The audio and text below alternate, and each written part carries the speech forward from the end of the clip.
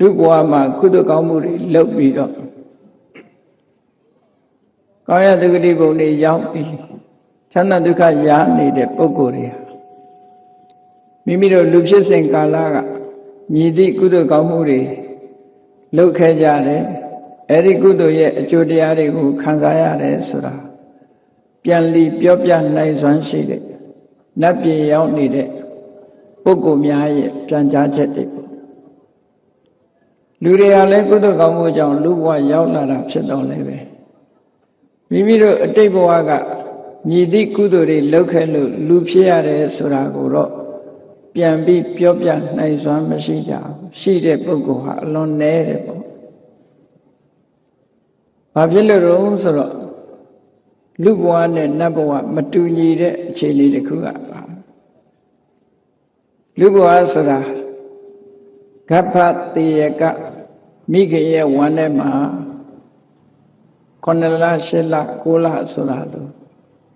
တဖြည်းဖြည်းချင်းကြီးထွားလာရပြီပင်မဆင်းရဲစွာမိခင်ရဲ့ဝမ်းကနေပြီးတော့ထွက်ရတာဖြစ်တယ်ဆဲဒုက္ခတွေလွန်များတယ်ဒါကြောင့်မို့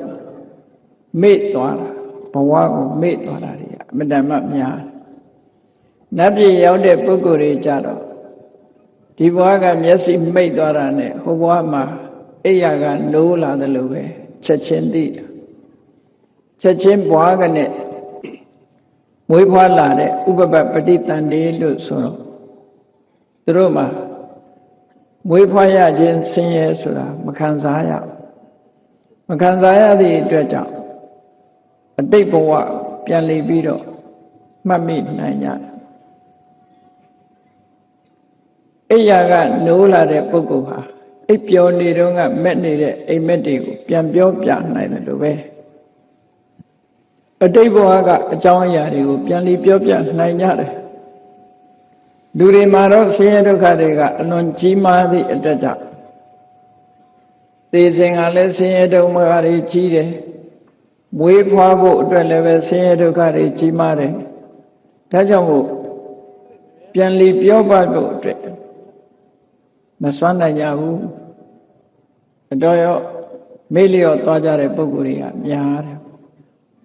အတိတ်ဘဝကိုမှတ်မိတယ်ဆိုတဲ့ပုဂ္ဂိုလ်မျိုးတွေမရှိဘူးလားလို့ဆိုတော့ရှိတော့ရှိအမတမနည်းတယ်မှတ်မိတဲ့ပုဂ္ဂိုလ်ဒီပဲလဲဘာလုပ်ခဲ့လို့ဆိုတဲ့ကုသိုလ်ကောင်းမှုထီအောင်မှတ်မိဖို့အမတမခဲရင်တယ်ဆင်းရဲဒုက္ခတွေကြုံတဲ့အခါမှာမေ့လျော့သွားတတ်တယ်ပေါ့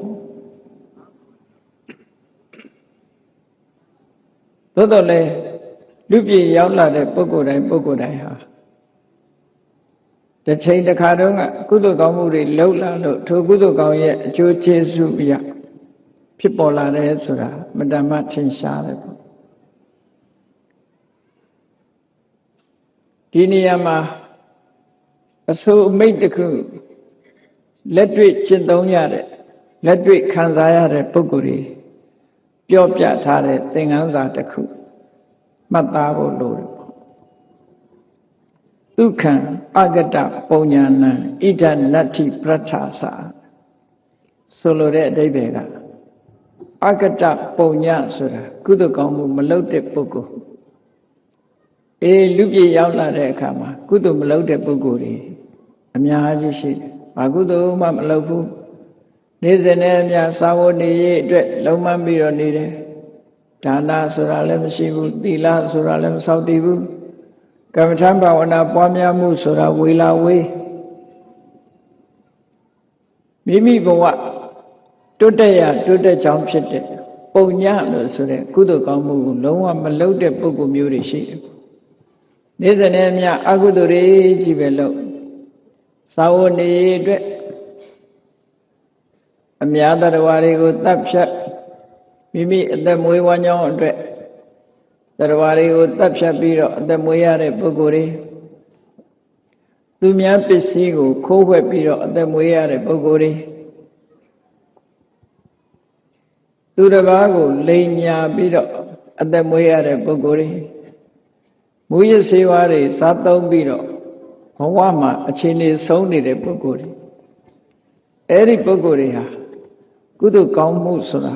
လုံးဝမလုပ်မိကြတဲ့ပုဂ္ဂိုလ်တွေကမ္ဘာမှာအများကြီးပဲရှိတယ်ပေါ့အဲ့ဒါကိုဆိုလိုတာအဂတပုံညပုံညဆိုတာကိုကုသိုလ်လို့ပြောရပါမယ်လို့ဒီကုသိုလ်ရဲ့အဓိပ္ပာယ်ကိုရှင်းပြတာပုံညဆိုတာပုဏ္ဏတိသောတေတိတိပုံညလို့ဆိုတဲ့အတိုင်းဘဝမှာဖြူစင်ကောင်းမြတ်စေတတ်တဲ့အကြောင်းတရားလို့ဆိုဒီကုသိုလ်ကောင်းမှုရှိရင်ဘဝမှာအခြေအနေကောင်းလာမွေးတော့လည်းပဲချမ်းသာဒုက္ခရတဲ့ချမ်းသာတဲ့မိသားစုတွေမှာမွေးတယ်ယောဂဝေဒနာတွေကင်းတယ်အသိဉာဏ်တွေရှိတယ်ပညာသင်ကြားဖို့လည်းအခြေအနေတွေကောင်းတယ်ကုသိုလ်ကောင်းမှုတွေလည်းလုပ်ခွင့်ရတယ်ဆိုတော့အဲ့ဒီလိုကောင်းမြတ်တဲ့အခြေအနေတွေကိုဖြစ်ပေါ်စေတတ်တာကိုပုံညလို့ခေါ်တယ်အဲ့ဒီပုံညလို့ဆိုတဲ့ကုသိုလ်ကောင်းမှုတွေကိုလုပ်ခဲ့တဲ့ပုဂ္ဂိုလ်တွေမှာတဲ့ကောင်းရသူတွေရောက်နိုင်တယ်အဲ့ဒီပုံညကိုမလုပ်ဘူးဆိုလို့ရှိရင်မလုပ်တဲ့ပုဂ္ဂိုလ်တွေကုသိုလ်ကောင်းမှုနဲ့ဝေးနေတဲ့ပုဂ္ဂိုလ်တွေအကတပုံညာဏကုသိုလ်ကောင်းမှုလုံးဝမလုပ်တဲ့ပုဂ္ဂိုလ်တွေအဖို့ဣဒဒီဘဝမှာလည်းပဲဒုက္ခနတ္ထိချမ်းသာဒုက္ခရဖို့ဆိုတာအကြောင်းမရှိဘူးကုသိုလ်ကောင်းမှုမလုပ်တဲ့ပုဂ္ဂိုလ်ဟာဘဝမှာအစဉ်ပြေဖို့မလွယ်ဘူးလို့ဒီလိုပြောတာအစဉ်ပြေဖို့မရှိဘူးပင်ပင်ပန်းပန်းဘဝမှာရုန်းကန်ပြီးတော့အသက်ရှင်စားဖို့ရလည်းခက်ခဲတယ်နေဖို့ရလည်းခက်ခဲတယ်တဝမ်းတစ်ခါ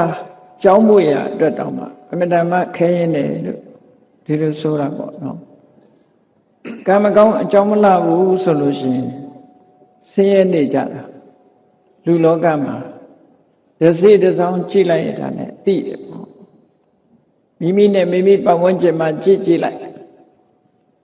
လို့ဘဝမှာအစင်မပြေကြတဲ့ပုဂ္ဂိုလ်တွေအများကြီးရှိတာဒါကိုလက်လန်းမိတဲ့နေရာနာရင်ကြည့်ရင်ကိုပဲဘဝမှာအစင်မပြေဒီနေ့လုံးမှဒီနေ့စားရတယ်လုပ်ရတဲ့ကိစ္စမှာလည်းအစဉ်ပြေမှုမရှိဘူးပင်ပင်ပန်းပန်းနဲ့လုပ်ကင်စားတော့နေကြရတဲ့ပုဂ္ဂိုလ်မျိုးတွေဒီအခြေအနေမျိုးကိုဘာကြောင့်ဖြစ်တုံးဆိုတာကိုဒီမှာအကြောင်းပြတာအကတပုံညကောင်းတဲ့ကုသိုလ်ကောင်းမှုတွေကိုမလုပ်ခဲ့ဘူးဆိုတဲ့ပုဂ္ဂိုလ်တွေဟာဒီလိုအစဉ်မပြေဖြစ်တတ်တယ်အကတပုံညနာကုသိုလ်ကောင်းမှုကိုမလုပ်ခဲ့တဲ့ပုဂ္ဂိုလ်တွေဖို့ဒုက္ခချမ်းသာဆိုတာဣဒအခုလက်ရှိဘဝမှာလည်းပဲနတ္ထိမရှိနိုင်ဘူးတဲ့ပရတ္ထစာဒီဘဝတည်သွားတဲ့နောက်ဘဝမှာလည်းပဲနတ္ထိမရှိဘူးလို့ဒီလိုပြောထားတာနော်ဒါဟာအရေးကြီးတဲ့အချက်တစ်ခုပဲလောကလူတွေဘာလိုချင်ကြတာတုံးလို့မေးလို့ရှိရင်ချမ်းသာဒုက္ခကိုလိုချင်ကြတာလူတိုင်းဟာချမ်းသာခြင်းနဲ့ချမ်းသာတယ်ဆိုတာဘဝမှာအစဉ်ပြေတာချမ်းသာတယ်ဆိုတဲ့အထဲမှာဘာတွေပါတုံးလို့မေးလို့ရှိရင်စီးပွားဥစ္စာတွေနဲ့ပြည့်စုံတယ်နေစရာကောင်းကောင်းရှိတယ်စားစရာမပူရဘူးဝတ်စရာကောင်းကောင်းရှိတယ်အချိန်လေးအလတ်လို့ပျော်ရွှင်ခွင့်တွေရှိတယ်ဘဝမှာအစဉ်ပြေးလာကိုလိုချင်တာတွေရတယ်အဲ့ဒီကိုလိုချင်တာတွေရနေတဲ့စိတ်ပျော်ရွှင်မှုနဲ့ကိုသက်သာမှုဆိုတဲ့ဒုက္ခအဲ့ဒီဒုက္ခကိုလူတိုင်းဟာမျက်နှိုးကြတယ်ပေါ့လိုချင်ကြတယ်ဘဝမှာအစဉ်ပြေးခြင်းနဲ့ချမ်းသာဒုက္ခရခြင်းအဲ့ဒီလိုချမ်းသာဒုက္ခရခြင်းမြတ်စွာဘုရားကပုံညတ္တဥစ္စယောတုခောတဲ့မိမိတဏ္ဍာမှာကုသိုလ်ကောင်းမှုတွေစုစည်းနိုင်မှချမ်းသာဒုက္ခဆိုတာရနိုင်တယ်လောကလူတွေကတော့ပတ်စံများများစုရင်ကုသိုလ်ရပတ်စံများများစုရင်ချမ်းသာရတယ်လို့ထင်ကြတယ်သို့တော့မြတ်စွာဘုရားကတော့ပတ်စံရှိလို့ချမ်းသာတယ်ဆိုတာတခဏကုသိုလ်ရှိမှပို့ပြီးတော့ချမ်းသာကုသိုလ်ကပေးတဲ့ချမ်းသာမှခိုင်မြဲတဲ့ချမ်းသာလူချင်းတူပါလေရဲ့နဲ့စဉ်းစားကြည့်လေ စ္စည်းဥစ္စာကြွယ်ဝချမ်းသာတဲ့တထေးအိမ်မှာလူဖြစ်တဲ့လူနဲ့တနေ့လုံးမှတနေ့စားရတဲ့မိသားစုအိမ်လူဖြစ်ရတဲ့လူဒီနှစ်ခုပဲနှိုင်းရှင်ကြည့်ပေါ့နှိုင်းရှင်ကြည့်လိုက်တာနဲ့သူတို့နှစ်ဦးဟာလူသားချင်းတူပါရဲ့တန်းနဲ့ဘာဖြစ်လို့ကြွားချနေလဲဒါအလေးနဲ့စဉ်းစားကြည့်အကြောင်းကင်းမဲ့လို့ကင်းမဲ့ပြီးဖြစ်တာမဟုတ်ဘူးဘာကြောင့်ကြွားချနေတယ်လဲလို့စဉ်းစားကြည့်လို့ရှိရင်အခုတရားကအဖြေထုတ်ပြတယ်ကုသိုလ်ကောင်းမှုတွေမလုပ်ခဲ့ဘူးဆိုလို့ရှိရင်ချမ်းသာဒုက္ခတွေကင်းမဲ့နိုင်တယ်ဒီလိုဆိုတာပေါ့အဲ့တော့ချမ်းသာဒုက္ခမရယုံနေမကဘူးတချို့ဆင်းရဲတွင်နဲ့နေကြဘာဖြစ်လို့ဆင်းရဲတွင်နဲ့တယ်လဲဆိုမြတ်စွာဘုရားကတရားရည်ရဲ့အကျိုးလိုလားတော်မူတဲ့မြတ်စွာဘုရားတရားရည်ရဲ့ကောင်းကျိုးချမ်းသာရဖို့အတွက်လမ်းညွှန်မှုကိုပြုတယ်လမ်းညွှန်မှုကိုပြုတယ်ဆိုတာနှစ်မျိုးပဲရှိတယ်မကောင်းတာမလုပ်ဖို့နဲ့ကောင်းတာလုပ်ဖို့ဒီတစ်ခုပဲရှိတယ်နော်မလုပ်တဲ့နာကိုမလုပ်ဖို့လုပ်တဲ့နာကိုလုပ်ဖို့ဆိုလိုတာကအကုသိုလ်ကိုမလုပ်ဖို့ကုသိုလ်ကိုလုပ်ဖို့ဒီနှစ်ခုပဲဒုက္ခပပစ္စဥစ္စယောမကောင်းတဲ့အမှုတွေကိုယ်တဏ္ဍမှာများလာပြီဆိုရင်ဆင်းရဲဖို့ပဲဆင်းရဲတွင်နဲ့လိမ့်မယ်မကောင်းတာတွေလုံများလာလို့ရှင်ဆင်းရဲတွင်နဲ့ကောင်းတာတွေများလာလို့ရှင်ချမ်းသာလိမ့်မယ်လို့ဒါဟာအကြောင်းတရားကိုမြတ်စွာဘုရားကဟောကြားခြင်းဖြစ်တယ်ဒီဒေသနာတော်ကိုကြည့်လိုက်လို့ရှိရင်ဘာလို့ခိုင်းတာတော့ဆိုမြတ်စွာဘုရားမကောင်းမှုကိုရှောင်ခိုင်းတယ်ကောင်းမှုကိုလုပ်ခိုင်းတယ်ဒါပဲအဖြစ်အဲ့ဒီဒေသနာကိုဆွလို့တာပေါ့နော်ကောင်းတာနဲ့မကောင်းတာဟာနှစ်ခုရှိတယ်ဒါကြောင့်မို့ဒီအဆိုဟာလက်တွေ့ချမ်းသာဒုက္ခရနေတဲ့ပုဂ္ဂိုလ်တွေကဘယ်လိုပြောတော့ဒုက္ခံအဂတပုံညာနံဣဋ္ဌနတ္ထိပရထသကုသိုလ်ကောင်းမှုမလုပ်ဘူးဆိုတဲ့ပုဂ္ဂိုလ်တွေဖို့ဒီဘဝလည်းအစဉ်ပြေမှာမဟုတ်ဘူးတဲ့နောက်ဘဝလည်းအစဉ်ပြေမှာမဟုတ်ဘူးချမ်းသာဒုက္ခဆိုတာမရနိုင်ဘူးတဲ့ဒုက္ခင်းစကတပုံညာနံဣဋ္ဌစေဝပရထသကုသိုလ်ကောင်းမှုလုပ်တဲ့ပုဂ္ဂိုလ်တွေကြတော့အစဉ်ပြေမှုချမ်းသာမှုဆိုတာဒီဘဝလည်းရမှာပဲနောက်ဘဝလည်းရမှာပဲသူပြောတာနော်အဲ့တော့ဘုန်းကြီးတို့တွေ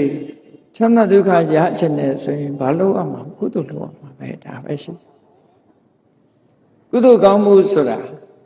လူရာတဏ္ဍာမှာကုသိုလ်ကောင်းမှုမဟုတ်ဘူးလူရာတဏ္ဍာမှာကုသိုလ်ကောင်းမှုလူရာတဏ္ဍာကိုဒါနကုသိုလ်လို့ခေါ်တယ်တချို့ကဆင်ញေပေးလိုက်အောင်မယ်သူများတွေလို့မချမ်းသာလို့မလှူနိုင်ဘူးလို့သူတို့ပြောတယ်လှူတယ်ဆိုတဲ့နေရာမှာအများကြီးလှူเสียလှူမှဌာနမြောက်တယ်လို့ဒီလိုဆိုလိုတာမဟုတ်ဘူးဘယ်ပေါ်မှာမူတည်တုံးဆိုရင်လူရဲ့စိတ်ဓာတ်ပေါ်မှာမူတည်တယ်မိမိစားတဲ့ထဲကတလုံးတစ်ဆုပ်လှူရင်လည်းလှူတာပဲဒါနနဲ့ပတ်သက်ပြီးတော့မြတ်စွာဘုရားဝိသကောတသုတ်မှာဟောတာရှိတယ်မိမိစားတော့ပြီးလို့အိုးခွက်ပကံနေဆေးကြောတဲ့အခါအဲ့ဒီအိုးခွက်ပကံနေမှာရှိနေတဲ့အကျွင်းအကြံလေးတွေကိုစွန့်ပစ်တဲ့အခါမှာတောင်မှပဲဒီပိုးမတော်ဝါလေးတွေဟာဒီစားကျွင်းစားကြံလေးတွေကိုစားကြပါလေဆိုတဲ့စိတ်ထဲမှာရည်စူးချက်ကလေးနဲ့စွန့်မယ်ဆိုရင်တဲ့အဲ့ဒါဒါနကုသိုလ်ဖြစ်တယ်လို့မြတ်စွာဘုရားအဲ့ဒီဒါနကုသိုလ်ရဲ့အကျိုးဟာလည်းကိုယ့်ပေါ်မှာသက်ရောက်မှုရှိတယ်လို့ဒီလိုဟောတာမြတ်စွာဘုရားဒီလိုဟောတာအဲ့တော့မရှိလို့မလူဘူးဆိုတဲ့ဆင်ခြေကမလိုလားအပ်တဲ့အရာပဲပေါ့ဒါနကောင်းမှုဆိုတာကိုယ်စားတဲ့ထဲကနေတလုံးတစ်ခုခွဲပြီးတော့လှူလည်းပဲဒါနကောင်းမှုဖြစ်တာကိုတောက်တဲ့ရေကိုတောက်မဲ့ရေတဲကနေပြီးတော့တဝက်လျှော့တော့ပြီးတော့ဖះကိုရေကပ်မဲ့ဆိုရင်လေကုသိုလ်ကောင်းမှုဖြစ်တာပဲပန်းတပွင့်လှူရင်လည်းကုသိုလ်ကောင်းမှုဖြစ်တာပဲဒါနကောင်းမှုဆိုတာတကယ်စိတ်စေတနာရှိပြီတကယ်လုပ်ချင်တဲ့စိတ်ဆွမ်းအားတွေရှိပြီဆိုရင်ကုသိုလ်ဖြစ်တာတွေကြီးပဲဒါနကောင်းမှုလုပ်လို့ရတာကြီးပဲဒီလိုဆိုတာပေါ့မိသားစုထမင်းဝိုင်းစားတဲ့အခါမှာတောင်မှပဲကိုယ့်မိသားစုတွေက ငါကရှိတာလေးနဲ့စားမယ်သူတို့စားကြပါစေလို့ဦးစားပေးလိုက်ရင်ဒါကုသိုလ်ဖြစ်တာဒါနကုသိုလ်ဖြစ်တယ်ဒီလိုဆိုလိုတာပေါ့နော်အဲ့လိုမဟုတ်ဘဲနဲ့ဟိုဇနီးမောင်နှံ2ယောက်လို့တော့မလုပ်နဲ့သမင်းတပကံထဲမှာစားကြတယ်ပဇွန်တုတ်ကြီးကတကောင်နဲ့ပါတယ်သူကလည်းစားခြင်းငါကလည်းစားခြင်းအဲ့ဒါဆိုလို့ရှိရင်ပဇွန်တုတ်ကြီးလဲတဲ့လူစားခွင့်ပေးမယ်ဆိုပြီးတော့သမင်းပုံရဲ့အလဲခေါင်းမှာတစ်ဖက်ကယောက်ျားလုပ်တဲ့လူကစားတယ်တစ်ဖက်ကအမျိုးသမီးကစားရက်ပြီးစားတော့ယောက်ျားလုပ်တဲ့လူကဘာလုပ်တုံးဆိုပဇွန်တုတ်ကြီးသူ့ပဲလဲအောင်အောက်ကနေရက်ပြီးတော့သမင်းကိုများများယူတဲ့အခါကျတော့ပဇွန်လုံးကယောက်ျားပဲလဲသွားတဲ့ယောက်ျားပဲလဲသွားတော့သူပဲစားပြစ်တယ်ပေါ့အဲ့ဒီကြတော့အမျိုးသမီးကဘာပြောတော့ဆိုပဇွန်တုတ်ကြီးမောင်းပဲလဲကြတဲ့ကကွဲခဲ့ပြီတဲ့နော်ဒီလိုဟာမျိုးကလည်းရှိတတ်သေးတယ်ပေါ့အဲ့ဒီမှာကိုစားရဖို့မလုပ်အောင်တစ်ဖက်သားကိုညှာတာပြီးတော့ကျွေးမယ်ဆိုလို့ရှိရင်ဒါနကုသိုလ်ဖြစ်တာပဲအချင်းချင်းမှာညှာပြီးတော့ကိုစားမဲ့ဟာကိုလှူတဲ့သဘောနဲ့စိတ်စေရနာနဲ့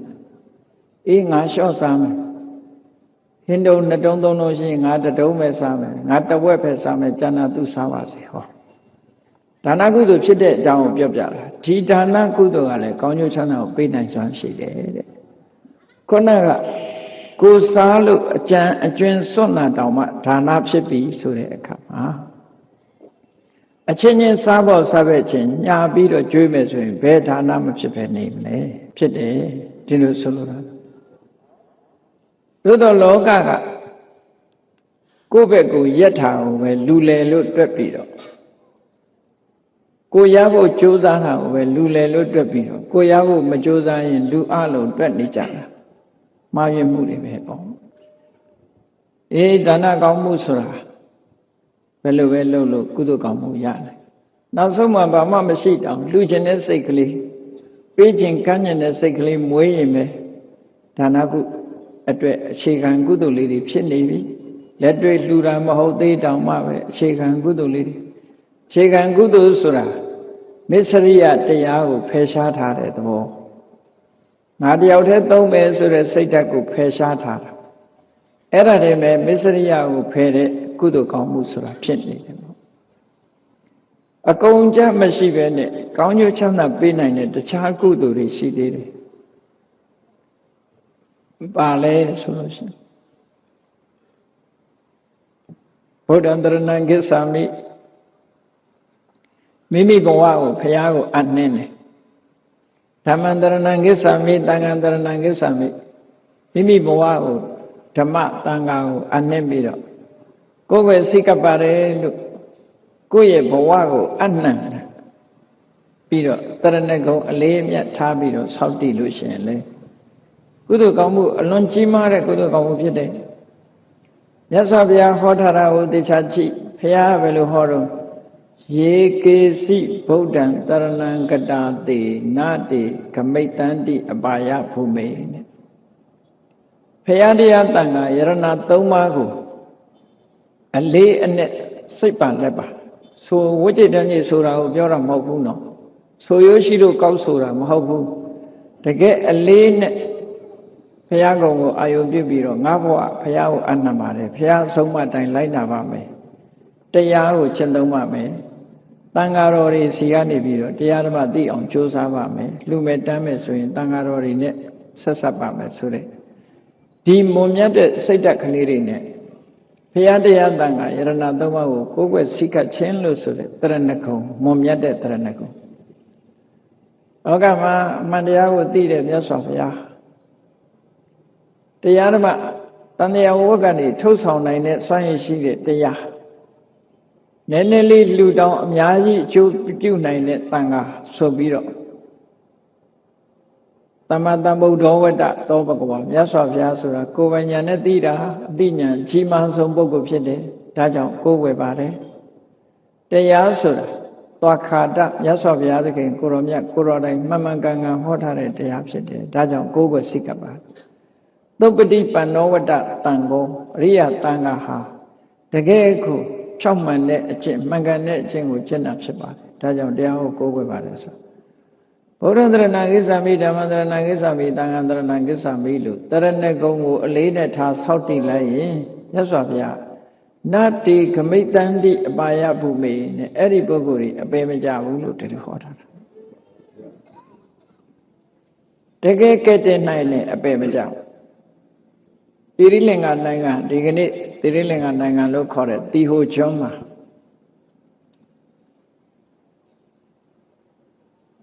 တန်ဃာအလုပ်ငန်းနဲ့အသက်မွေးတဲ့လူတစ်ယောက်ရှိတယ်တိရိလင်္ကာနိုင်ငံဆိုတာပင်လယ်ကမ်းရိုးတန်းပင်လယ်တွေဝိုင်းနေတဲ့နိုင်ငံပင်လယ်တွေကကျွန်းနိုင်ငံအဲ့ဒီထဲမှာလည်းမြစ်ချောင်းတွေရှိတယ်အဲ့ဒီမဲ့တန်ဃာလုပ်ငန်းပေါ့နားချမ်းသာအောင်ခေါ်ရင်ရေလုပ်ငန်းပေါ့နော်အဲ့ဒီအလုပ်လုပ်ပြီးတော့တစ်သက်လုံးငါးတွေဖန်တပ်ဖြတ်ပြီးသက်မွေးဝါညောင်းလုပ်တဲ့ပုဂ္ဂိုလ်တရားအိုမဲမစွမ်းဖြစ်ပြီးတော့သိအပ်မူဖြစ်နေတဲ့အခါမှာ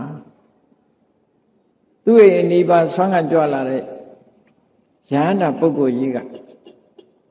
ဒီလူမကျမ်းမာနဲ့ညီးတွားပြီးတော့သိတော့မဲ့အနေအထားမျိုးဆိုတာကိုသိရလို့မပင့်မိမဲ့အိမ်မော်ကြွသွားတယ်အိမ်မော်ရောက်သွားတဲ့အခါကျတော့အာကိုးစရာမရှိတဲ့မဲ့နေတဲ့အချိန်မှာ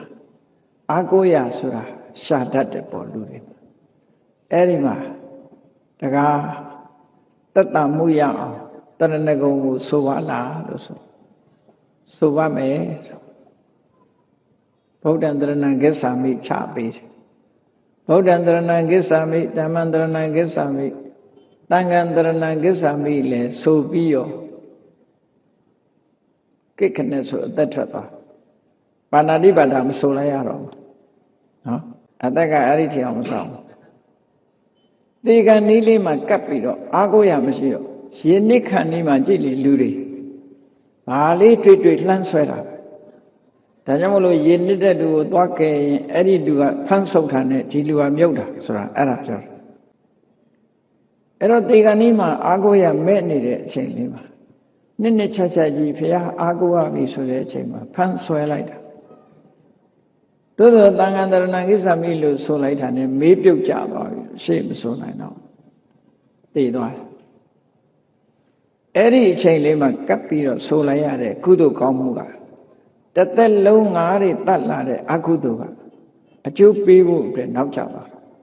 ဒီကုသိုလ်အဝင်ပြီးအကျိုးပေးတာဘုံမစိုးနတ်တော့ဖြစ်တယ်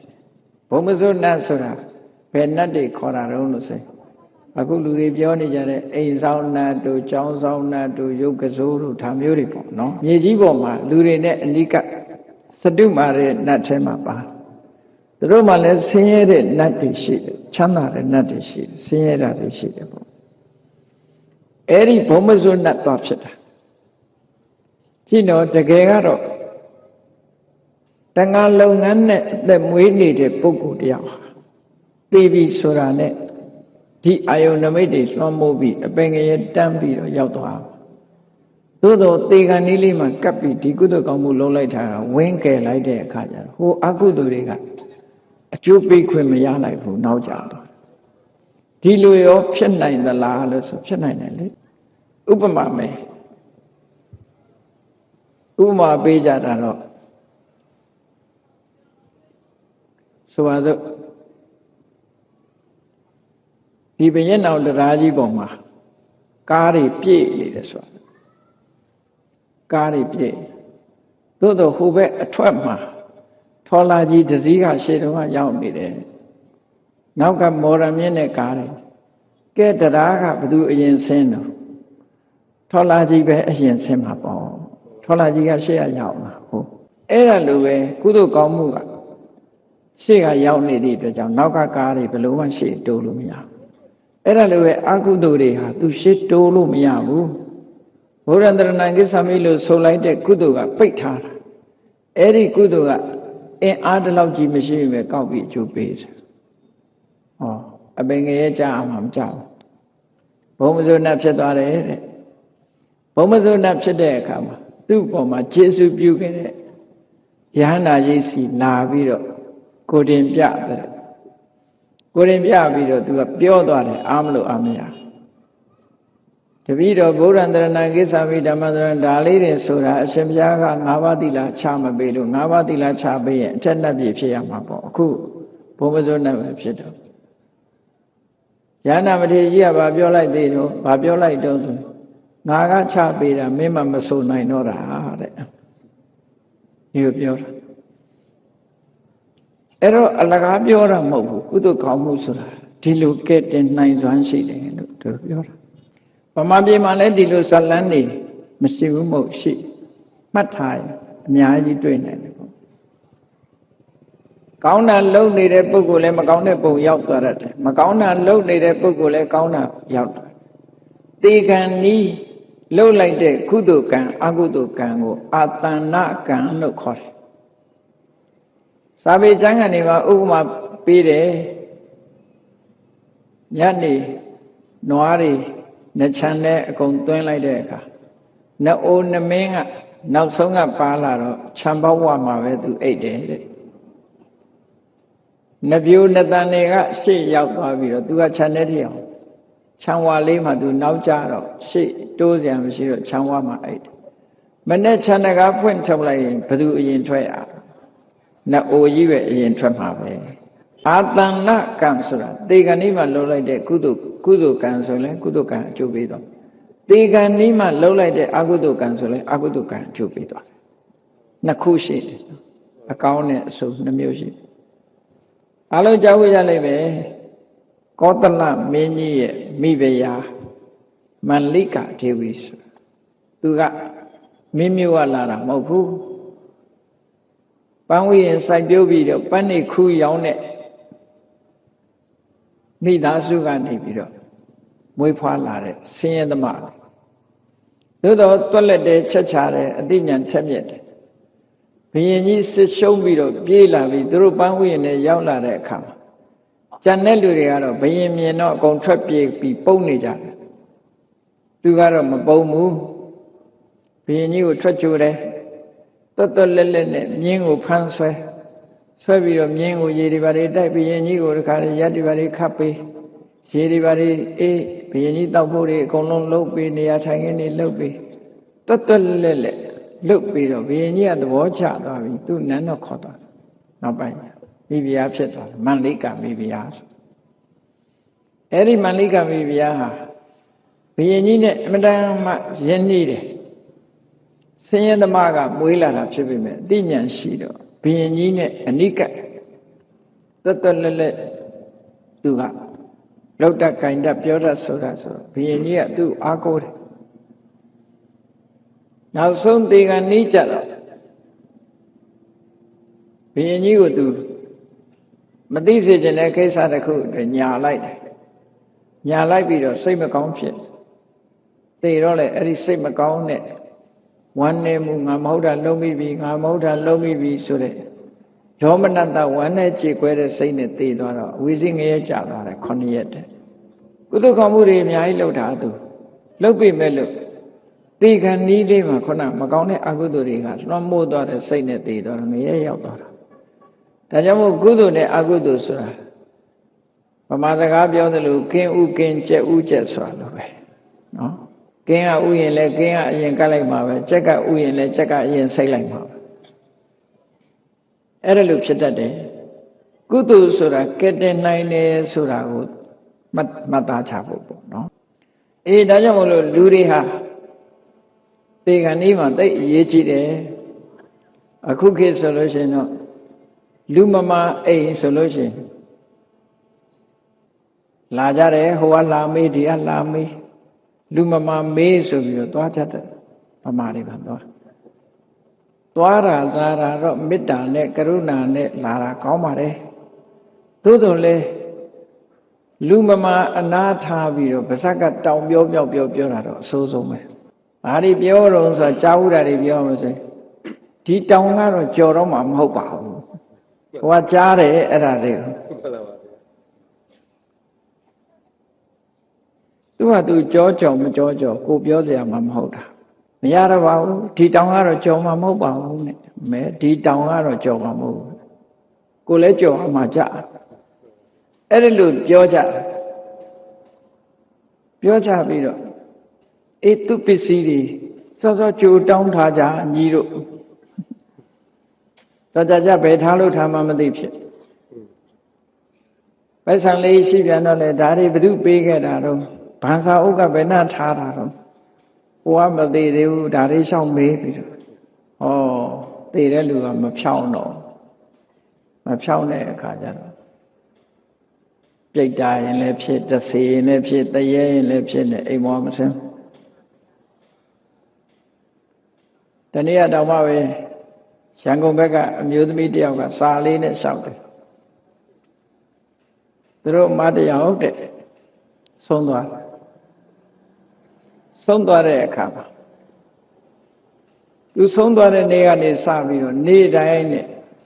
တအိမ်လုံးဟာအမွှေးနှံ့တာတွေခဏခဏတွေ့ဘယ်သွားမွှေးနှံ့တာတွေမွှေးကြိုင်နေတဲ့အနတ်တွေရနေတယ်ပေါ့ဖះသွားရင်လေမွှေးကြိုင်သူတို့ကအဲ့ဒါမွှေးကြိုင်နေတဲ့အနတ်တွေပြီးတော့မကျွတ်ဘူးပေါ့လေမကျွတ်လို့ဘာကုသိုလ်လုပ်ပြီးအမျှဝေရမှာတော့မေးတော့ဘုန်းကြီးကအေးမွေးတဲ့အနတ်နာပြတယ်ဆိုတာသူဘုံမစိုးနတ်ဖြစ်တာလို့နတ်ဖြစ်နေတဲ့ကိုယ့်ရဲ့ตาတဲ့ပုဂ္ဂိုလ်သွားပြီးကျွတ်အောင်လုပ်ရင်ကိုယ်ပဲကျွတ်အောင်လုပ်အောင်လို့နော်လူတွေကသေသွားတဲ့လူကအနိဗ္ဗာန်ရောက်နေမကျွတ်ဘူးကြီးပဲထင်တယ်ကိုယ်လည်းကျွတ်ထားကြအဲ့တော့နတ်ဖြစ်နေတာသူကံနဲ့သူပဲလို့ဒါကိုယ်ကဘာမှကြောက်အောင်လုပ်เสียမလုပ်ဘူးကုသိုလ်ကောင်းမှုလုပ်အမျှပေးသူ့မှာဘုံတကူပဲတက်မယ်ကျွတ်အောင်ဆိုတာလူတွေကသေသွားရင်ကျွတ်ဖို့ပဲစဉ်းစားတာလေသေသွားရင်ဘယ်လိုနဲ့နေကျွတ်အောင်အဲ့တော့သူရောက်တဲ့ပုံကကောင်းတဲ့ပုံလားဆိုးတဲ့ပုံလားဒါပဲကြည့်အောင်မကျွတ်ဘူးလို့လူတွေပြောရအောင်အိမ်ပေါ်မှာတရေဖြစ်နေတာတို့တဆေဖြစ်နေတာတို့ခြောက်လှန့်နေတာတို့မကောင်းတဲ့အပုပ်နှံနေပေးနေတာဆိုရင်တော့ဒါမကောင်းဆိုးဝါဖြစ်တယ်အဲ့ဒါဆိုရင်ကုသိုလ်ကောင်းမှုတွေလုပ်အမြတ်တမ်းနေပေးဝေးသူ့မှာစားစရာမရှိတောက်စရာမရှိအဝတ်မပါဗလာကိုယ်ကြီးဖြစ်နေတယ်ဆိုရင်အဝတ်လှူပြီးတော့အမြတ်တမ်းပေးဝေးစားစရာမရှိဘူးဆိုစားစရာလှူအမြတ်ပေးဝေးနေစရာမရှိဘူးဆိုနေစရာလှူအမြတ်ပေးဝေးဒီလိုသာလောက်ကြရတာပေါ့အခုလို့အမွေးကြိုင်အနတ်နေပေးတယ်ဆိုတာသူကောင်းရဘုံကိုရောက်နေတယ်ဆိုတဲ့အဓိပ္ပာယ်ပြတာသို့တော်လည်းမိသားစုတန်ရောစင်နဲ့တခြားမှမရှိဘူးကိုယ်အိမ်ပေါ်မှာနေဘာဖြစ်လဲကိုဆောင်အိမ်ဆောင်နှက်ပဲအိမ်ဆောင်နှက်ဆိုတာအိမ်ကိုတမင်လာစောင့်နေတာတော့ဘယ်ဟုတ်မလဲသူ့ရဲ့ဘုံမိတ်မှာဒီအိမ်နဲ့ဆက်ဆက်နေကိုဆောင်နှက်ဆိုလို့ကိုလာစောင့်နေတာဘယ်ဟုတ်မလဲသူ့ဘယ်သူမှဂျူတီချထားတာမှမဟုတ်တာပဲလကပေးထားတာမှမဟုတ်တာကိုနဲ့ဆက်ဆက်ပြီးဖြစ်လို့ခေါ်ကြတာလေကိုဆောင်နှက်တို့ဘာလို့ဆိုတာဘဝဆိုတာကိုနဲ့ပတ်သက်ပြီးဖြစ်နေတာတွေအများကြီးကြားဦးတယ်မို့လားလူတွေရဲ့ဗိုက်ထဲမှာပိုးမျိုး80ဆိုတာကြားဦးတယ်မို့လားဗိုက်ထဲမှာပိုးကောင်တွေရှိတယ်ပိုးမျိုး80ဆိုတာအကောင်80ကိုပြောတာမဟုတ်ဘူးအမျိုးပေါင်း80ရှိတာပြောတာပိုးမျိုး80ဆိုတာအကောင်80ကိုပြောတာမဟုတ်ဘူး80တဲ့ပိုးနိုင်တယ်အမျိုးပေါင်းကို80ရှိတယ်လို့ပြောတာဒါကိုနဲ့ပတ်သက်ပြီးတော့ဖြစ်နေတာပဲလေအဲ့ဒါလိုပဲတတ္တဝါဆိုတာကိုယ်နဲ့ပတ်သက်ဖြစ်တာတွေအများကြီးဟိုဒုတိယကမ္ဘာစစ်ဖြစ်ပြီးကသာတော့ဆိုရင်တော့မြန်မာနိုင်ငံလူတွေမှာခေါင်းတန်းကြတာတို့အင်ကြီးဘောကိုတန်းနေတို့ခေါင်းကတန်းနေတို့ဆိုအမတမလူတွေမှာတန်းနေတို့ဝဲတွေတို့ဆွဲတာတွေအများကြီးရှိတယ်ဘုန်းကြီးတို့ငယ်စဉ်ကလည်း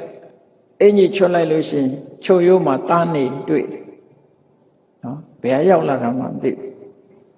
အင်ကြီးချုပ်ရိုးကြတဲ့မှာတန်းနေဆိုတာရှိတယ်။သဘင်ထားတဲ့လူတွေလည်းခေါင်းထဲမှာတန်းနေအဲ့ဒီလိုကိုယ်နဲ့ပတ်သက်ပြီးတော့သရဝါတွေဆိုတာဖြစ်တတ်တယ်ပေါ့ဒီလိုဆိုတာပေါ့အဲ့တော့ဘသူပဲဖြစ်ဖြစ်တည်တည်ချားမဲ့မှာသရဝါတစ်ခုတော့ဖြစ်တယ်သရဝါတစ်ခုတော့ဖြစ်မှာသူဟာကုသိုလ်ကောင်းမှုလုပ်ခဲ့ရင်ကောင်းကျိုးချမ်းသာတွေရဖို့ဖြစ်မှာအကုသိုလ်တွေလုပ်ရင်တော့မကောင်းတဲ့ဟာ ကြားဘူးတယ်မို့လားရှင်းတော့ကဘုရားလက်ထက်ကတရားဓမ္မတွေချင်းချင်းကြိုးကိုအထုတ်လာတဲ့ယဟန်ပဲကောင်းကောင်းနေတဲ့ယဟန်ပဲတရားတွေအထုတ်သို့တော့သူညင်မကပိတ်ကလေးချောနေအောင်ရက်ပြီးတော့သင်္ကန်းလေးချုပ်ပြီးတော့လှူလိုက်တာမနေ့ကဝတ်မယ်ဒီသင်္ကန်းလေးပေါ်မှာနည်းနည်းတန်ရောစင်လေးဖြစ်သွားညကြတော့အဲ့ဒီကိုတော့ပြန်တော်မူတဲ့အခါကျတော့သင်္ကန်းနဲ့သွားပြီးတန်းဖြစ်တယ်ဆိုတာလေတိတ်တာဆိုရယ်ဆွဲလန်းသွားလို့ရှိရင်ဖြစ်တတ်တယ်အကုသိုလ်ဆွဲလန်းတဲ့အကုသိုလ်ကြောင့်သင်္ကန်းမှာတန်းသွားဖြစ်တယ်မနေ့ကျတော့ဒီကိုတော့ပြန်တော်မူသွားပြီဆိုတော့သူ့သင်္ကန်းကိုတန်ဃာတွေကဝေဘာနိကပြုတ်မယ်ဆိုတော့တန်ကအော်လိုက်တာလေငါသင်္ကန်းမယူချနဲ့ငါသင်္ကန်းမယူချနဲ့လို့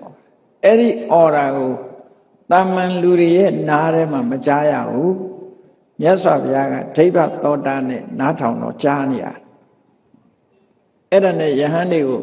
မြတ်စွာဘုရားဒီသင်္ကန်းကိုထားလိုက်ကြမလုပ်ကြနဲ့9 ရက်ပြည့်အောင်ဒီတိုင်းထားဘယ်သူမှမယူပဲသူ့နေရာလေးသူပြန်ထားလိုက်တော့မှတန်းလေးကသူ့ပစ္စည်းဘယ်သူမှမလာလို့တော့သူငြိမ်သက်သွား9 ရက်ပြည့်တဲ့အခါသူ့တက်တန်းစီလို့တည်သွားပြီတာဝရိန္ဒနတ်ပြည်ရောက်သွားတယ်အဲ့ဒီကြတော့မှသင်္ကန်းကိုဝေဘာနိကပြုကြဆိုလိုတာကဒီခဏီးမှတခုခုဖြစ်သွားလို့ရှိရင်မကောင်းတဲ့ဘုံဘဝရောက်သွားနိုင်တတ်တယ်တဲ့ဒါကိုတတိထားအဲ့ဒါကြောင့်မို့လို့လူမမာသွားမေးပါဇက်ပိတ်ပြီးသွားမေးတောင်ပြောမြောက်ပြောမပြောကြနဲ့ပြောလို့ရှိရင်ဟိုကလူကအကုန်ကြားပြန်လာမပြောနိုင်တာအကုန်ကြားစိတ်ညစ်စရာတွေသွားပြောရင်သူခင်ဗျာဒုက္ခရောက်ရှာပါအေးဒါတွေကဆင်ញင်တဲ့နေပေါ့တချို့ကတိုးတိုးပြောတာမဟုတ်အကျေကြီးပြောတာဒီတောင်ကတော့မကြော်တော့ပါဘူးဆရာဝန်ကလက်လျှော့လိုက်အိမ်ပြန်ခေါ်ခိုင်းနေပြီတို့ဘာလို့ရှောက်ပြောတော့အဲ့ဒါလိုတွေလုပ်မဲ့ဆိုလို့ရှိရင်အစင်တွန်းပို့လိုက်တာနဲ့တူတူပဲအေးဒါကြောင့်မလို့ကိုယ့်ကိုဒီကနေ့အချိန်မှလည်းပဲကောင်းတာတွေကိုအာရုံပြုနိုင်အောင်လေ့ကျင့်တာလူတိုင်းဟာတနေ့တော့သိမှာပဲမသိခင်အာရုံပြုနေအောင်လေ့ကျင့်ရမယ်ဒီလိုအဲ့ဒါကိုအခုပြောတာနော်ဒုက္ခိသကတပုညနာဣဒစေဝပရထသဒုက္ခံအကတပုညနာ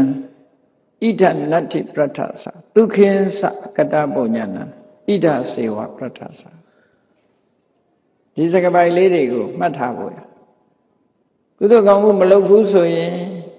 ဘဝမှာဒီဘဝပဲဖြစ်ဖြစ်နောက်ဘဝပဲဖြစ်ဖြစ်အစဉ်ပြေဖို့ချမ်းသာဖို့မဖြစ်နိုင်ဘူး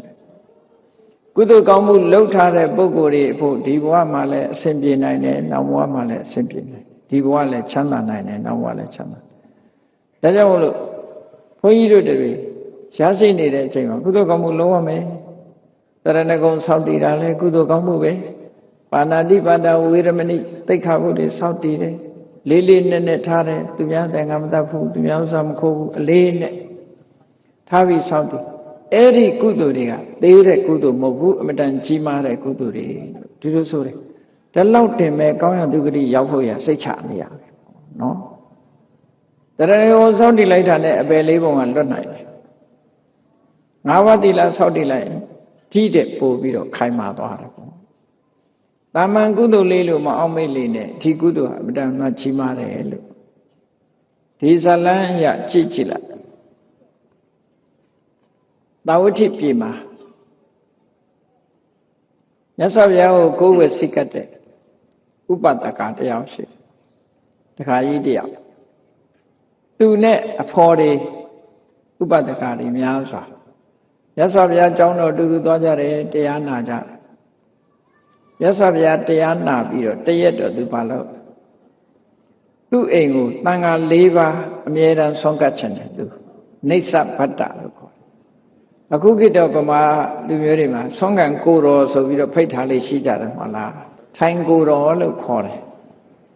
ထိုင်ကိုတော်ဆွမ်းကန်ဖိတ်ထားပြီးတော့ကိုယ့်အိမ်မှာထိုင်ကိုတော်ပင့်ထားတာလို့ပဲအဲ့တော့အမြဲတမ်းဆွမ်းကပ်မယ်ဆိုပြီးတော့ရဟန်းတန်ခါ၄ပါးပင့်တယ်ပင့်ပြီးတော့အလှည့်ကျကြွဖို့စီမံအုပ်ချုပ်တဲ့ယဟန်ကိုလျှောက်ထားပြီးတော့နေ့စဉ်နဲ့အမျှအိမ်မှာယဟန်တော်၄ပါးအတွက်ဆွမ်းပွဲပြင်တာ အဲ့ဒီမှာဒီတကာကြီးကသူ့အိမ်မှာထမင်းချက်ဝေယဝိဆလှုပ်တဲ့အမျိုးသမီးရှေးတုန်းကတော့ကျွန်မလို့ခေါ်တာပေါ့နော်အမျိုးသမီးကိုသူကတာဝန်ပေးထားတယ်ငါတန်ခါ၄ပါးအမြဲတမ်းအိမ်ကြွလိုက်မယ်အဲ့တော့အိမ်ကြွတော့ဝေယဝိဆတွေချက်ဖို့ပြုတ်ဖို့တန်ခါ၄ပါးကိုဆုံးကပ်ဖို့မင်းတာဝန်ယူဆိုပြီးတော့သူ့ကိုခိုင်းထားတယ်အဲ့လိုခိုင်းထားတဲ့အခါကျတော့အဲ့ဒီအိမ်မှာထမင်းဟင်းချက်ပြုတ်ဝေယဝိဆလှုပ်တဲ့အမျိုးသမီးကဘလောက်တရားတရားကောင်းလို့ဆိုသူကိုယ်တိုင်ကိုယ်ကလည်းတရားစွမ်းအားရှိတယ်ကိုချင်းတီလာလည်းကောင်းတယ်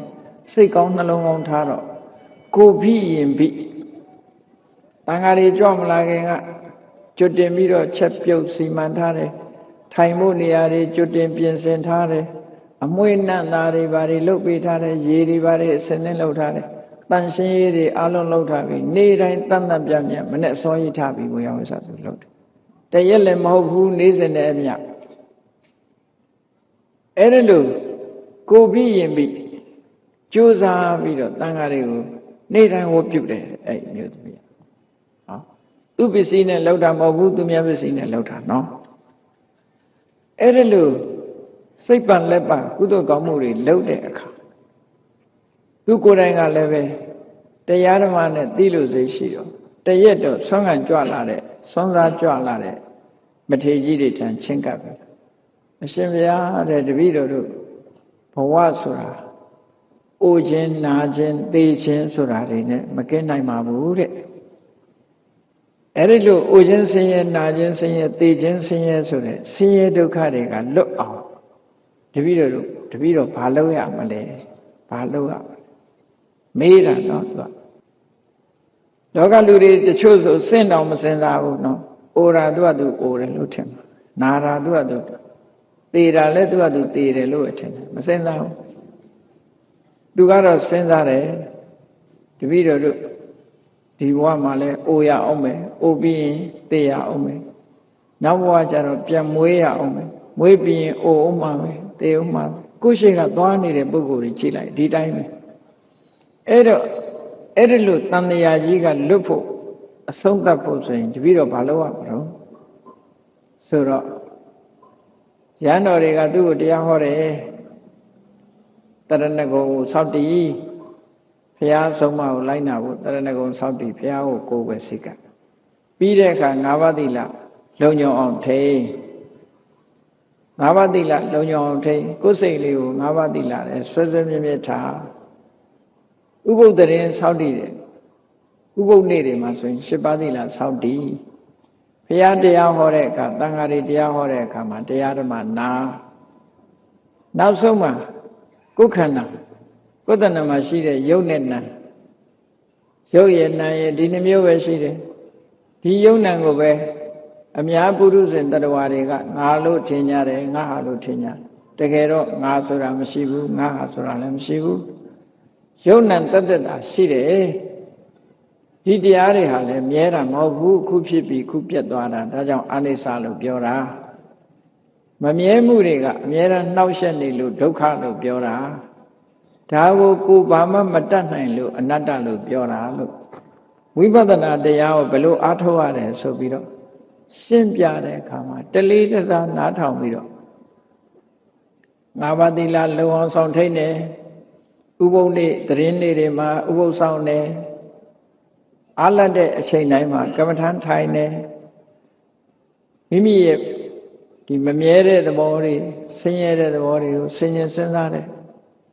ဥပမာမဲ့ထွက်လေဝင်လေလေးပဲကြည့်လိုက်အောင်ထွက်လေလေးဟာထွက်သွားတာနဲ့ပျောက်ပြက်သွားတာဝင်လာတာကလေအစ်စ်ဝင်သွားပြီးရင်ပျောက်သွားပြန်ရောအခိုက်ကလေးတွေမှာခဏလေးတွေမှာဖြစ်ပြီးပျောက်သွားအထူးသဖြင့်ပိုးထင်ရှားတာလူတွေစကားပြောတဲ့အတန်ပဲကြည့်ရှေ့ကအတန်ပျောက်သွားတယ်နောက်ကအတန်ပေါ်တယ်ရှေ့ကအတန်ပျောက်ဒီတိုင်းပဲပေါ်လိုက်ပျောက်လိုက်ဖြစ်နေတဲ့အနေအထားတစ်ခုမမြဲတဲ့သဘောတွေကိုအခုလို့ဆင်ញင်စဉ်းစားပြီးတော့တရားဓမ္မကျင့်ကြံအကျိုးကိုအထောက်လိုက်တာသူကဘာဖြစ်သွားလဲဆို16နှစ်တိတိရဟန်းတော်ရဲ့အဆုံးအမတိုင်းသူတရားထိုင်တယ်ဝိပဿနာရှုတယ် ကိုယ်ခန္ဓာကိုယ်မှာရှိတဲ့ယုတ်တရားတွေနံတရားတွေရဲ့သဘာဝတရားကိုမြင်အောင်ရှုတယ်မြင်အောင်ရှုလိုက်တဲ့အခါသူဘာဖြစ်လာလဲဆို16နှစ်ကြာတဲ့အခါကျတော့သစ္စာလေးပါးကိုသိပြီးတော့သောတပန်ဖြစ်သွားကြနော်အဲ့ဒါသူများအိမ်မှာအလုံးလုံးစားရတဲ့အမျိုးသမီးပဲသူ့မှာပိုင်ဆိုင်တဲ့ပစ္စည်းဘာမှမရှိဘူး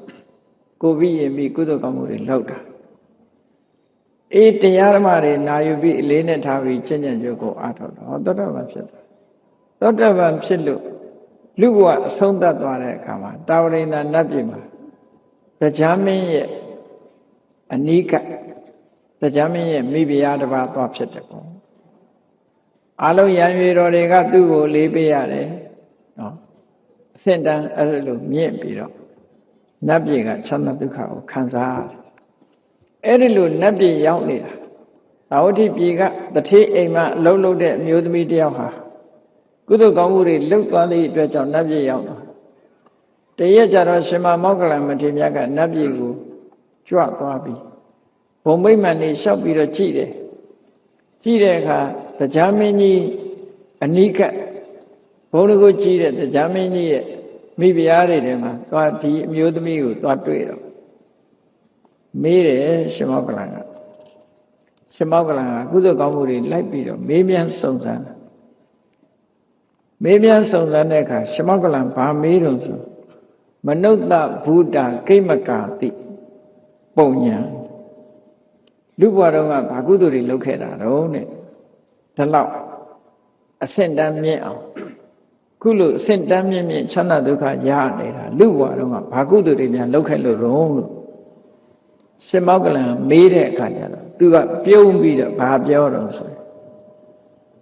အဟံမနုဿေတုမနုဿဘုဒ္ဓဓာတိအဟောတိပရပတ္တိဟာခုလေရှင်ဘုရားတဲ့တပည့်တော်လူဖြစ်တုန်းကတဲ့သူများရဲ့အစေပါခံရတဲ့ကျွမ်းမတူပါတဲ့ဟောသူပြောတာနော်အတိတ်ဘဝတုန်းကတဲ့တပည့်တော်ဟာသူတစ်ပါးအိမ်မှာအစေခိုင်းခန်းနေတဲ့ကျွမ်းမတူတာဖြစ်ပါတယ်တဲ့အဲ့ဒီကျွမ်းမဖြစ်ပေမဲ့လို့တပည့်တော်မှာဥပတိကသက္ခုမတော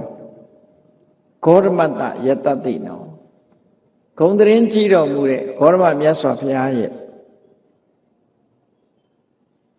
ဥပတိကမဂေါရမဘုရားကိုကိုးကွယ်စိတ်ကပ်တဲ့ဘုရားဝါဒဝင်တူဖြစ်ပါတယ်ဒီလိုပြောတာနော်ဥခေဝါရနဲ့ဆိုရင်ဥပတိကဆိုတာဘုရားဝါဒတူဖြစ်ပါတယ်ဘုရားတရားတန်ခါယရဏသုံးပါးကိုစိတ်ကပ်ကိုးကွယ်တဲ့ပုဂ္ဂိုလ်ဖြစ်ပါတယ်အဲ့ဒီလိုဘုရားဝါဒဘုရားကိုကိုးကွယ်စိတ်ကပ်တဲ့မျိုးသမီးဖြစ်တဲ့အခါမှာတဲ့တတ္တမေနိကမောအာတိသာသနေတတ္တတာတိနောတိမတ်တဲ့အည်ချင်းနေစိတ်ဓာတ်တည်ငြိမ်တဲ့ဘုရားမြတ်စွာရဲ့တပိတာဝကဖြစ်တဲ့အခါမှာတဲ့တပိတော်ဟာတရားဓမ္မကိုချူချူစားစားဆွဲဆွဲမြဲမြဲကိုချင်းသီလကိုစောင့်တည်တယ်ဆွဲဆွဲမြဲမြဲကုသိုလ်ကောင်းမှုတွေလုပ်တယ်ယဟန်တန်ဃာတွေစီမေးပြီးတော့တပည့်တော်ဆွဲဆွဲမြဲမြဲဝိပဿနာကျင့်စဉ်တစ်ခုကိုကျင့်ကြံကြိုးကိုအားထုတ်ခဲ့ပါတယ်အဲ့ဒါလို့အားထုတ်တော့ကတပည့်တော်ရဲ့စိတ်ထဲမှာဘလို့အောင်းမေ့ကမ္မံဘိစ္ဆတုယံကာယောနေဝအဋ္ဌိတသန္ထနာတပည့်တော်စိတ်တွေကဘလောက်ထိအားတက်တယ်ရောဖြစ်တော့ဆိုရင်ငါခန္ဓာကိုယ်ကြီးပြိုကွဲပျက်စီးသွားခြင်းသွားပါစေငါဒီအလုပ်ကိုတော့မလျှော့ဘူးမဖြစ်ဖြစ်အောင်လုပ်မှာပေါ့တရားအထုတ်တာငါလုပ်မယ်ခန္ဓာကိုယ်ကြီးပျက်စီးခြင်းပျက်စီးသွားပါစေဘယ်တော့မှလက်မလျှော့ဘူးလုပ်မယ်နော်ဘယ်တော့မှလက်မလျှော့ဘူးလုပ်မယ်သိက္ခာပရဏံပင်စနံမေခောသောဝတိကောတိဝောငါးပါးသီလကိုတပည့်တော်အလေးထားတယ်လုံယုံတယ်ငါးပါးသီလလုံယုံနေမကဘူးမဂ္ဂင်၈ပါးအကျင့်တရားမိမိခန္ဓာကိုယ်ပေါ်မှာတပည့်တော်အမှန်မြင်အောင်ဆင်ញင်စဉ်းစားတယ်သမသင်္ကပ္ပမမှန်ကန်ကန်တွေးတောတယ်သမဝါစာသမကမ္မန္တသမအာဇီဝမှန်တွေးတဲ့အတိုင်းတပည့်တော်ကိုချင်းသီလနဲ့ပြည့်စုံအောင်နေတယ်ဘယ်တော့မှမဟုတ်တာတွေမပြောဘူးဘယ်တော့မှမဟုတ်တာမလုပ်ဘူး အသက်မွေးဝမ်းကြောင်းအတွက်လည်းပဲတရားလက်လွတ်ဘာမှမလုပ်ဘူးတပည့်တော်ဟောမမှန်ကန်ကန်အသက်မွေးမှုလုပ်တယ်တမ္မာဝါယာမတပည့်တော်စိတ်ထဲမှာအကုသိုလ်မဖြစ်အောင်တပည့်တော်ကြိုးစားတယ်ကုသိုလ်တွေဖြစ်လာအောင်ကြိုးစားတယ်ကြိုးစားတဲ့အခါတိုင်းတပည့်တော်ခန္ဓာကိုယ်အမြဲတမ်းတတိထားတယ်တတိကပ်နေတယ်တမ္မာတတိစိတ်ကလေးတည်ငြိမ်အောင်တပည့်တော်ကြိုးစားတယ်တမ္မာသမာဓိအဲ့ဒီကနေပြီးတပည့်တော်ဟာအမှန်မြင်ခြင်းဆိုတဲ့တမ္မာဒိဋ္ဌိတန်တရားကင်းစင်ခြင်းဆိုတာတပည့်တော်ရရှိခဲ့ပါတယ်အဲ့ဒီမဂ္ဂင်၈ပါးအကျင့်တရားဆိုတာဟာဘာနဲ့ဥပမာတူတုံးဆိုရင်စူးမရှိတဲ့လမ်းနဲ့အလားတန်တူတယ်အလွန်ဖြောင့်ပြီးတော့သူတော်ကောင်းတွေရှောက်လန်းတဲ့လမ်းမျိုးပါတဲ့အဲ့ဒီလမ်းမျိုးကိုကြိုးစားပြီးတော့တပည့်တော်ရှောက်ခဲ့တာလုံလဝိရိယနဲ့အဲ့ဒီမိမ္မသားတယောက်အနေနဲ့တပည့်တော်ရလာတဲ့အနေထားတစ်ခုကိုရှင်ဘုရားပဲစဉ်းစားကြည့်ပါတပည့်တော်သောတာပန်ဘဝရောက်ခဲ့တယ်အခုတရားမင်းကြီးရဲ့အရင်နှီးဆုံးမိဖုရားဖြစ်ရတယ်ပေါ့ကုသိုလ်ကောင်းမှုတွေကြိုးကျေစုကိုပြောတာအဲ့ဒါလို့ရှင်မမောက္ကလမထေရမြတ်ကိုသူလျှောက်တာနော်ဒီစကားတွေလျှောက်တာဒီစကားလျှောက်ပြီးတော့ခုနကအစတုန်းကပြောခဲ့တဲ့စကားကိုလည်းပဲသူကပြန်လျှောက်တာအဲ့ဒီစကားကိုအဓိကထားလျှောက်ဒုက္ခံအာဂတပုံညာဏံဣဒနတ္ထိပရထသဒုက္ခိသကတပုံညာဏံဣဒစေဝပရထသအရှင်ဘုရားတဲ့ခြုံငုံပြီးတော့တပည့်တော်မှလျှောက်ထားရမယ်ဆိုရင်တဲ့ကုသိုလ်မလုပ်တဲ့ပုဂ္ဂိုလ်တွေဖို့လက်ရှိဘဝမှာလည်းအစဉ်ပြေဖို့ချမ်းသာဖို့မရှိပါဘူးတဲ့နောက်ဘဝရောက်ရင်လည်းကောင်းစားဖို့မရှိပါဘူးကုသိုလ်ကောင်းမှုအရှင်ဘုရားကုသိုလ်ကောင်းမှုလုပ်တဲ့ပုဂ္ဂိုလ်တွေကြတော့ဒီဘဝမှာလည်းအစဉ်ပြေမှာပဲနောက်ဘဝမှာလည်းအစဉ်ပြေချမ်းသာဒုက္ခဆိုတာဘယ်ဘဝမှာပဲဖြစ်မှာပါသူတို့လိုချင်တဲ့ချမ်းသာဒုက္ခရနိုင်ပါတယ်ဒီထဲမှာကြိုးစားအားထုတ်မယ်ဆိုရင်ဓမ္မအတိဉာဏ်တွေလည်းသူတို့ရလာမှာဖြစ်တယ်ဒါကြောင့်မို့သူကတိုက်တွန်းစကားပြောလိုက်သေးတာတေတံတဟပြကာမနံကတ္တဗံကုသလံဘဟောဘယ်ဘဝရောက်ရောက်တပည့်တော်တို့သိတတ်တဲ့လူဘဝနတ်ဘဝရောက်လာတဲ့အခါမှာကုသိုလ်ကောင်းမှုပဲများများလုပ်သင့်ပါတယ်ကုသိုလ်ကောင်းမှုတွေအများကြီးလုပ်ရမှာကတ္တပုညာဟိမောဒန္တိသက်ခေဘောခသမင်ခိနောကုသိုလ်ကောင်းမှုလုပ်တဲ့ပုဂ္ဂိုလ်တွေဟာနတ်ပြည်မှာဝမ်းမြောက်ဝမ်းသာချမ်းသာဒုက္ခရမယ်စည်းစိမ်ဥစ္စာတွေအများကြီးနဲ့ပြည့်ပြည့်စုံစုံဖြစ်ပြီးတော့ဝမ်းမြောက်ဝမ်းသာချမ်းသာဒုက္ခကိုခံစားကြရမှာဖြစ်ပါတယ်လို့ရှင်မမောက္ကလံမထေရမြတ်ရဲ့ဘာလုပ်ခဲ့လို့လူတုံးကဘာတွေလုပ်ခဲ့လို့ဒီလိုဗမိတ်မှန်တဲ့စည်းစိမ်ချမ်းသာတွေရတာလဲဆိုတဲ့မေးခွန်းကိုပြန်ကြားလျှောက်ထားခဲ့တာဖြစ်ပါတယ်အဲဒီဗိမာန်ရှင်တို့ရဲ့ပြန်ကြားလျှောက်ထားချက်ကိုအခုတိုင်းမှတ်သားနာယူချပြီးတော့ဘုန်းကြီးတို့တွေအားလုံးတရားချစ်ခင်သူတော်စင်ပြိဿအပေါင်းတို့မိမိတို့ရရှိလာတဲ့ဘဝမှာကုသိုလ်ကောင်းမှုဆိုတာလုပ်ဖြစ်အောင်တတိထားပြီးတော့ကြိုးစားအားထုတ်ကြဖို့ဒါနကောင်းမှုလုပ်ရမယ်သီလကောင်းမှုလုပ်ရမယ်ဘာဝနာကောင်းမှုလုပ်ရမယ်အဲ့ဒီကုသိုလ်ကောင်းမှုတွေမိမိတို့တဏ္ဍာမှာစင်စက်မပြတ်ဖြစ်အောင်တို့တွေကြိုးစားအားထုတ်ကြရမှာဖြစ်တယ်ကြိုးစားအားထုတ်မှသာလေတို့လိုချင်တဲ့ချမ်းသာဒုက္ခဆိုတာဒီဘဝမှာလည်းရမှာပဲနောက်ဘဝမှာလည်းရမယ်ဒီလိုကုသိုလ်မှမရှိလို့ရှိရင်တို့ဘဝတန်ဖိုးမဲ့တဲ့အနေထားဖြစ်ပြီးတော့ချမ်းသာဒုက္ခရမှာမဟုတ်ဘူးဆိုတဲ့မှန်ကန်တဲ့လမ်းကြောင်းအတိုင်းမှန်ကန်တဲ့ယုံကြည်ချက်နဲ့ကုသိုလ်တရားဖြစ်ပွားအောင်ကြိုးစားအားထုတ်နိုင်ကြပါစေကုန်သတည်း